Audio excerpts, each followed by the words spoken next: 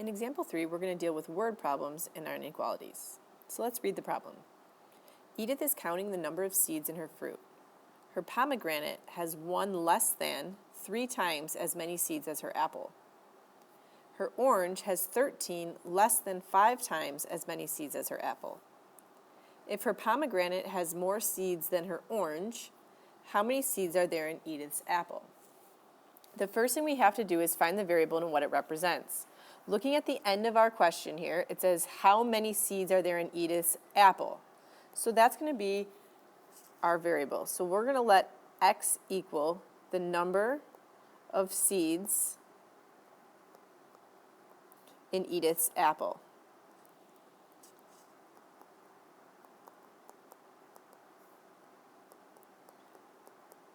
Now, in order to set up our inequality, which we have to do in part B, if we take a look at the problem, we're comparing 2 different fruits to her apple.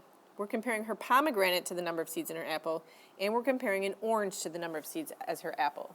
So we are going to go ahead and set up something for our pomegranate.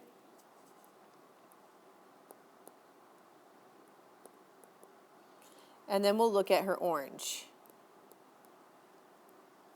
So what it says with her pomegranate, it says the pomegranate has 1 less than. Now remember that less than tells us that that 1's going to come at the very end.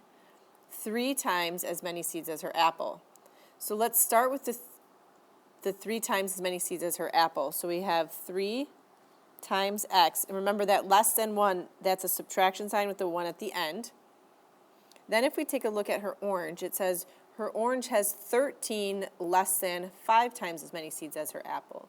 That less than again tells us that we're going to be subtracting, but we're subtracting that 13 at the end. So we need to start with the 5 times as many seeds as her apple, and that would be 5 times x. And then we can do the subtract 13. The next big piece of information is that her pomegranate has more seeds than her orange. So that means the pomegranate, this amount here, has to be bigger than this amount here. We can represent that with a greater than sign. Now we have our inequality.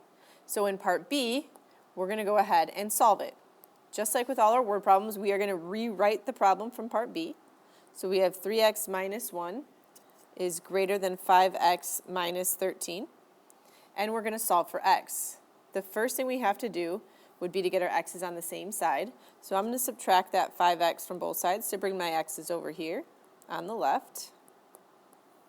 And when I do that, 3x minus 5x will give me negative 2x minus 1 greater than negative 13. Then I need to go ahead and add 1 to both sides. Let's move this up a little bit. After I do that, I get negative 2x is greater than negative 12. And my last step here would be to divide both sides by negative 2. Now remember, if I divide both sides by a negative, I need to switch my inequality sign. So my inequality sign becomes a less than. My negative 2's will cancel, and I get x is less than 6. So then I need to see what the correct answer is in part D. Well, if I go up here, what's the question asking? It says, how many seeds are there in Edith's apple? So if I look at my answer down here, I have that x is less than 6. So the number of apples, which is what x represents, has to be less than 6. So for part D, I can write down that Edith has less than 6 seeds in her apple. If you have any questions about this, please raise your hand and I'll come around and help you. Otherwise, you can get started on your homework.